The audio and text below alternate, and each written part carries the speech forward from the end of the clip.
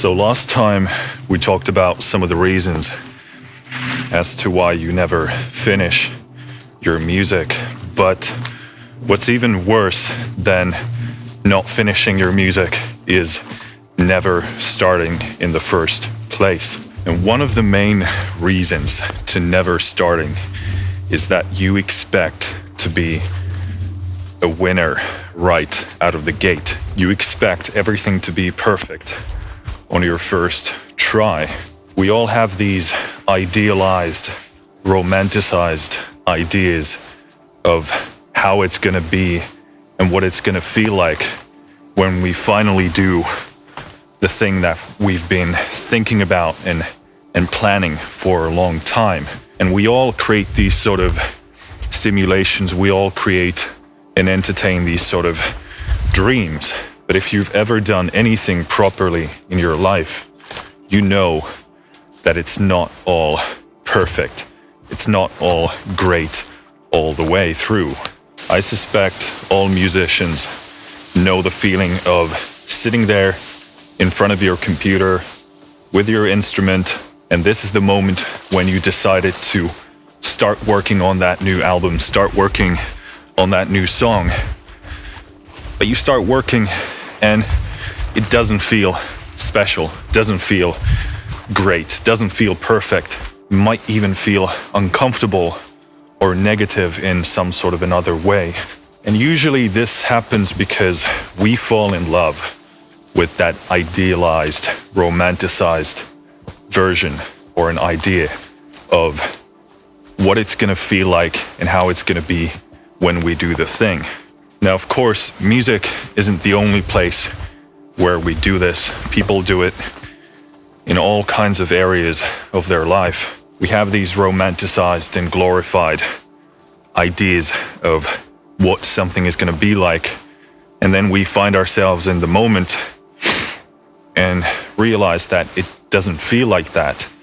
And sometimes we make the mistake of thinking that it's the fault of external variables, instead of realizing that the fault is in the false, romanticized, idealized idea that we've allowed ourselves to fall in love with.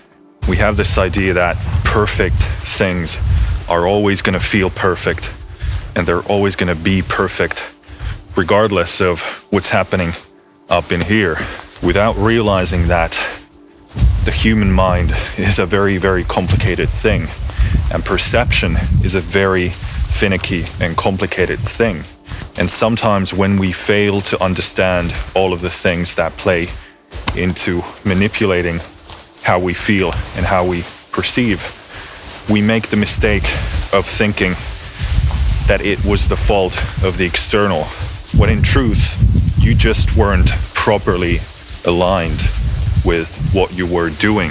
You simply might not have the skills and the techniques and the perspectives and mindsets that you need in order to, first of all, understand why you're feeling the way you do, but to also be able to position yourself in such a way that you can actually get back into making music, that you can get back into that beautiful process of being creative. And I want you to know that there are a lot of things you can do to remedy those type of situations.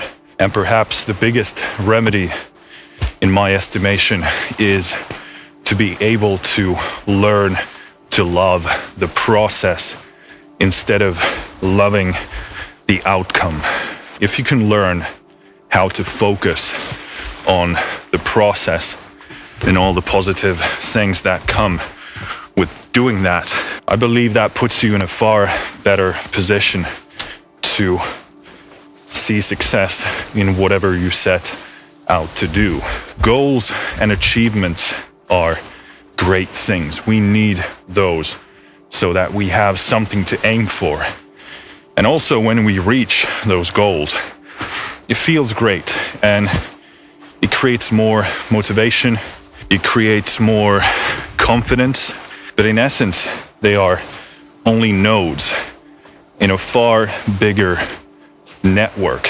And ideally, when you piece those nodes together to form a map, that is your career. That forms your legacy. That is what you're gonna spend your life on. Going from node to node is gonna map out your achievements, but it doesn't necessarily tell us how you lived your life, meaning how did you feel like as you were executing those goals, and in what sort of a state did you spend your life, and in what sort of a state did you achieve those goals.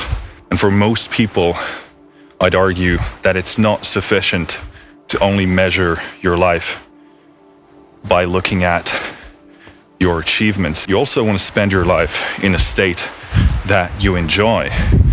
And that's what we call the process. It's everything that happens between those nodes. And most importantly, it's how things happened between those nodes. So when people sit in front of their computers and their instruments and it doesn't feel right, they make the mistake of confusing the present moment with that idealized, romanticized version.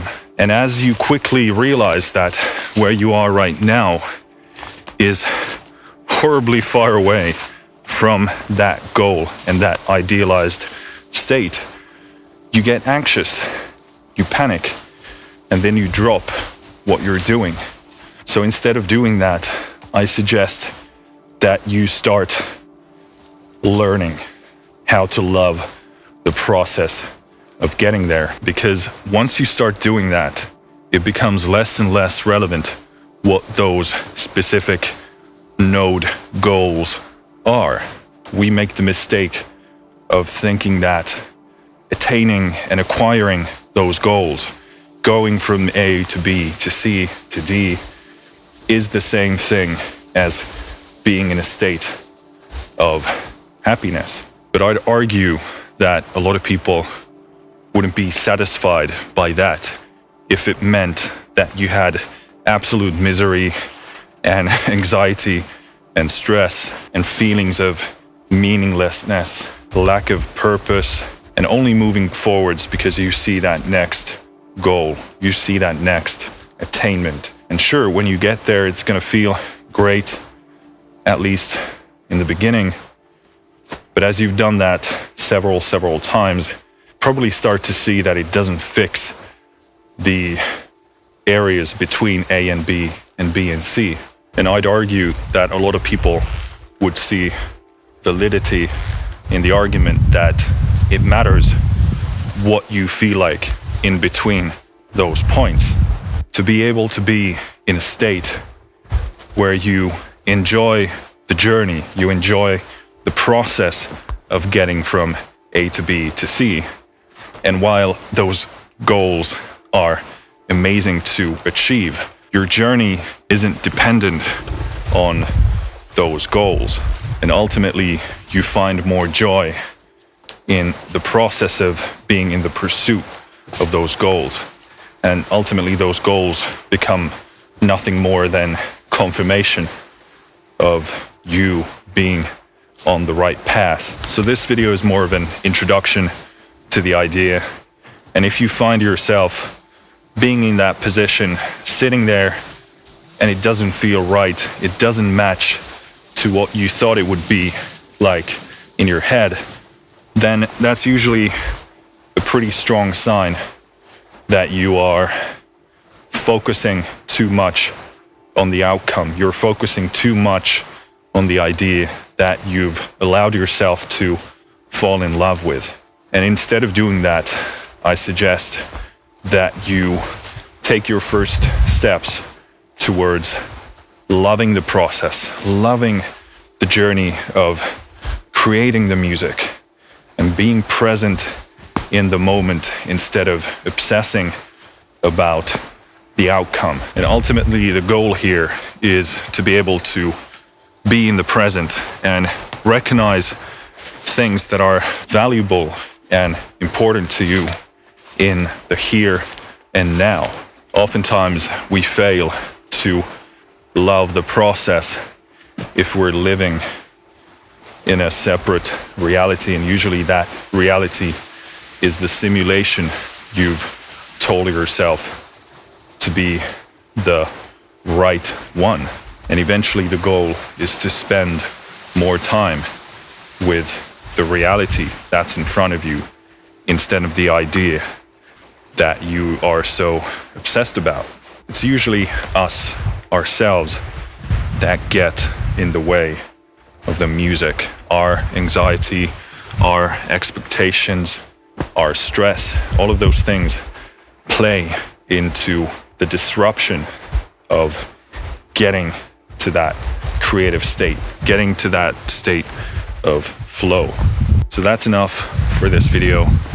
I could keep on rambling about this, but we're going to pick up from where we left here in a future video. In the meantime, we can think about what we love about the process, and also what are the usual suspects of disruption, what prevents us from getting to that state of being present, being mindful, and letting go of any unnecessary expectations that really don't serve any purpose in the creative process. Learning to love the process is the single biggest ability that you can add to your arsenal. And while it's not easy, it's going to change your life if you become successful at applying it at will. Finish.